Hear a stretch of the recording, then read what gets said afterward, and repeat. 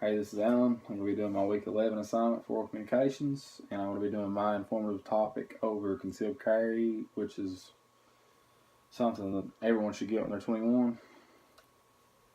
When did concealed carry come around?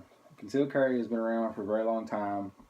However, open carry is pretty much just as legal as concealed carry, especially in Kentucky, because the gun laws in Kentucky isn't as strict as most states in the United States, and that's something that I like about Kentucky.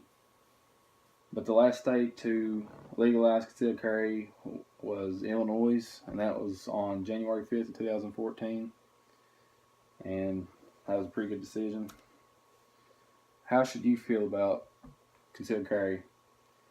Although most people modern day don't live along the line of guns, and I would call that being either liberal or not conservative. So, not stereotyping, just saying. Concealed carry honestly makes me feel safer. And most people would ask, why does it make you feel safer that someone's got a gun hidden on? And that's because instead of just normal day police running around, ready to step in and defend what needs to be done, you got normal people walking around in gas stations and stuff like that. If someone comes up and points a gun to the clerk's head or cashier's head or, wherever you are and says, give me all the money or endangers one of your family members, you can step in and you got that permit. And it's a win-win situation. You can't go wrong with having concealed carry. Requirements for concealed carry: you got to be a resident of Kentucky for at least 6 months prior to filing the application, or a member of the Armed Forces of the United States who is on active duty, who is at the time of application assigned to a military posting in Kentucky and has been assigned to a posting in Kentucky for 6 months or longer immediately preceding the filing of the application. You got to be 21. You can't be under indictment for or have been convicted of a crime punishable by imprisonment. You cannot be a fugitive from justice. You can't be an unlawful user or addicted to any kind of controlled substance. You can't have a mental defective, which is, any kind of mental disability.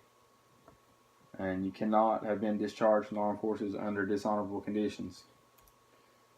Continued, not to be subject to domestic violence order or emergency protective order, and you cannot have been convicted of a misdemeanor of, like domestic violence and such.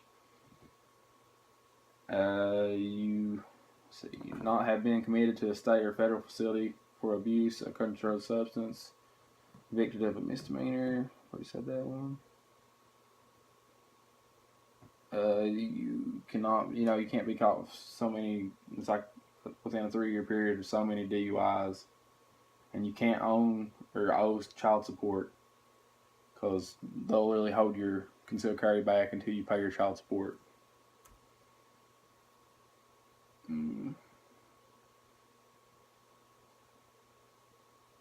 You can't have a 4th degree assault charge, and you got to demonstrate competence with a firearm by the successful completion of the firearm safety or training course offered and approved by the Department of Criminal Justice. The documents you'll need when you go for your criminal justice or your concealed carry will be your application form completed under oath. So you got to take an oath.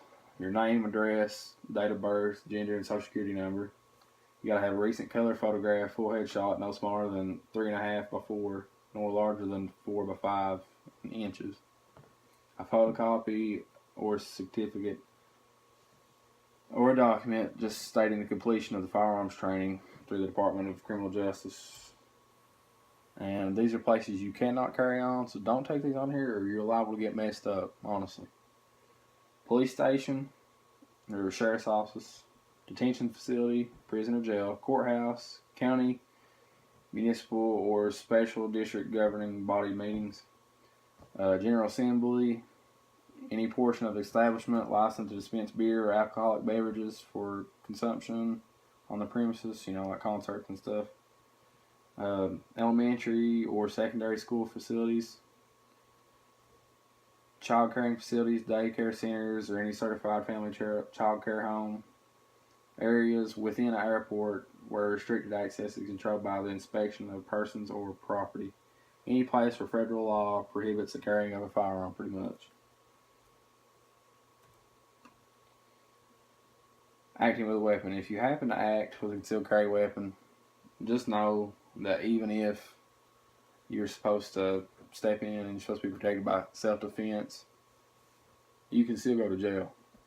I mean, there's people all the times that go to jail just because they might have stepped in, or they have to wait so many months before they can see a trial or go through a trial or any kind of process like that, which is terrible. But lastly, I wanted to share a story that I was reading online earlier. It was this guy who just got out of a concert. Wasn't supposed to have his concealed carry, but he did. And he was walking back to his car, and it probably saved his life. He was walking back to his car, and some guy kind of walked up behind his wife and just screamed, "Hey!" And she turned around, grabbed her, put a gun to her head, and about that time she hit him with the elbow, and he shot but missed and hit her husband in the arm, and it went through and pierced his chest and went through and out his other arm. So he had 4 exit wounds on his body, and he drawed and shot and killed that guy before he could hurt his wife or him any worse than what was already done, because he was in bad shape. He had to go through surgeries and stuff. But that's just a prime example of what a concealed carry can do. It can save your life, or it can end a life. It's just one of those things. You or me. Thanks for watching.